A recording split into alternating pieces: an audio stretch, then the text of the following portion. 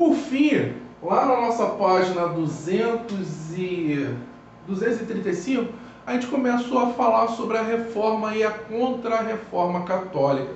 Então, todo aquele desenvolvimento cultural, científico, aquele movimento de ruptura com aquelas ideias tradicionais religiosas, também vão refletir dentro da igreja, né? A igreja católica também necessitava de reformas, também necessitava de uma revolução interna. Essa revolução, essa reforma, ela vai surgir por meio, né? Lembrando lá, de um cara chamado Martinho Lutero, onde ele começa a questionar algumas práticas da igreja, como a corrupção do alto clero, que pregava que as pessoas tinham que ser pobres, mas eles eram ricos. Ele vai questionar a falta de preparo do baixo clero, dos padres, muitos padres analfabetos. E ele vai questionar principalmente a chamada venda de indulgências e a venda de relíquias sagradas. O que era indulgência? Era um documento que eu pagava e aí eu tinha o perdão dos meus pecados ou o perdão do pecado de um ente querido. Então o pai morreu, um avô está lá, e aí a alma está lá no purgatório, né? Segundo a doutrina católica, né? E aí eu vou lá, vou na igreja, compro um documento, está lá com a assinatura lá, um selo da igreja, onde os pecados daquela alma que está no purgatório são perdoados. E essa alma, aí tinha até uma frase, né, lá do Lutero, quando caía o barulhinho das moedas, né, caindo no fundo lá da caixa de contribuição, onde eu botava lá o pagamento, quando tocava aquele barulhinho das moedas, a alma imediatamente saía do purgatório e ia para o paraíso. Então Lutero começa a questionar isso. A venda de relíquias, eram vendidos espinhos, né, supostos espinhos da coroa de Cristo, lascas da cruz. E aí Lutero ele vai afixar, né, lá na catedral da sua cidade, Wittenberg, as suas 95 teses. E aí ele vai falar em uma dessas teses que ele fala: ora, o Papa tão rico, a igreja tão rica, por que o Papa precisa de arrecadar dinheiro por meio das indulgências, da venda de relíquias? Porque para construir, né, porque naquele momento estava sendo construída lá no Vaticano, a Basílica de São Pedro. Então por que o Papa precisa da venda das indulgências, das relíquias? É só ele abrir os cofres da igreja, né? Dizendo assim mais ou menos, né? E aí Lutero ele vai ser perseguido, claro. O Papa vai excomungar ele. O que é isso? Lutero vai ser expulso da igreja. Só que, lembra lá? O mundo está mudando. A igreja pregava pobreza para os fiéis e riqueza para ela. E aquela burguesia que começou a se formar ali no final da Idade Média, aqueles ricos, né, que começaram a surgir no surgimento das cidades, das feiras, eles queriam também uma fé que fosse compatível com o modo de vida deles. Poxa, é ruim eu ser rico? Qual o problema eu ser rico? E aí vai surgir um outro cara, um outro reformador, chamado João Calvino, e Calvino vai dizer que a riqueza não é problema não. A riqueza é sinal de que Deus tem a sua alma salva. Porque Calvino ele vai falar que a alma já nasceu condenada ou salva.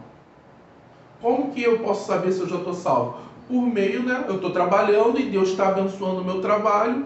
Quanto mais trabalho, mais riqueza eu tenho. Então isso é um símbolo da aprovação de Deus. Então a burguesia vai abraçar essa fé. A burguesia vai proteger. Os nobres também, que queriam romper com o controle do Papa. Os pobres queriam. O Papa mandava em tudo.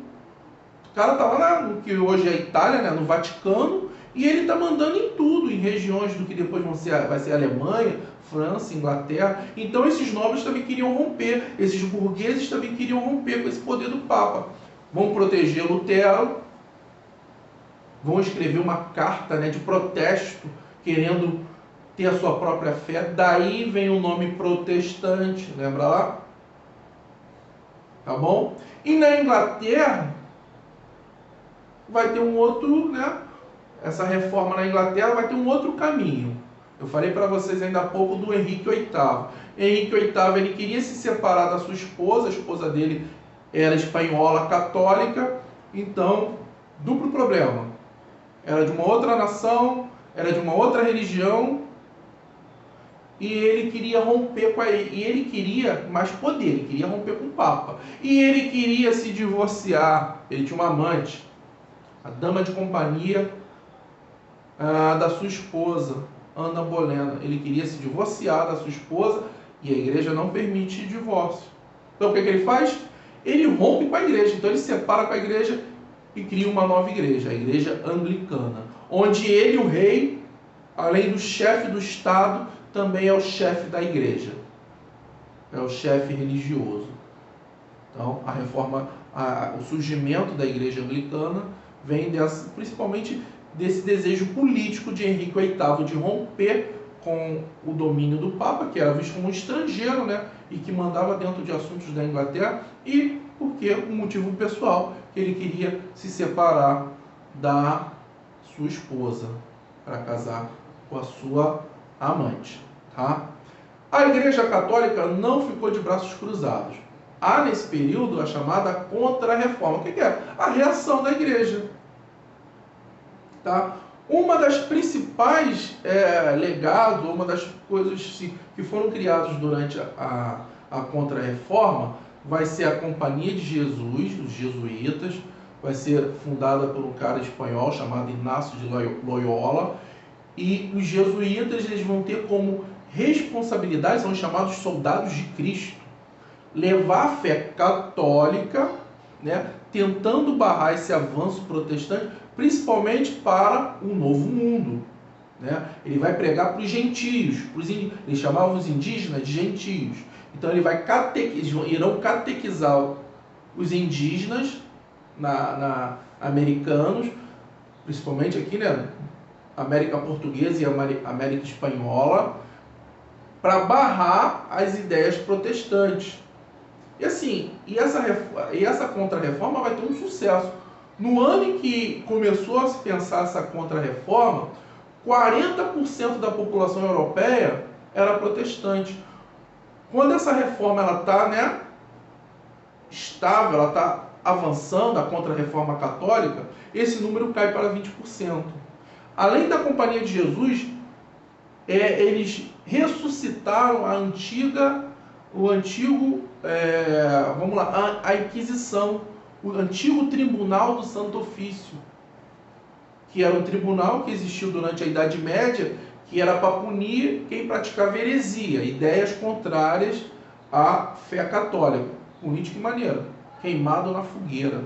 Então esse tribunal da Inquisição, ele volta com o apoio da igreja, mas controlado pelos estados nacionais, principalmente a Espanha, onde vão perseguir os chamados hereges. Muitas pessoas vão ser torturadas e mortas na fogueira. Tá bom? Isso faz parte desse contexto da Contra-Reforma Católica, que foi um movimento para tentar barrar o avanço dos protestantes. Tá bom, pessoal? Vou deixar aqui os exercícios de fixação, tá? Vou deixar em anexo, em PDF. Por favor, baixem aí no celular, façam no caderno, e aí semana que vem eu faço a correção. E lembrando, eu vou dar visto no caderno quando voltar às aulas, hein? Não se esqueça disso, porque, como eu disse, esse momento vai passar. Fiquem com Deus, um abraço grande, força aí, que a gente está tendo força aqui. Tchau, tchau.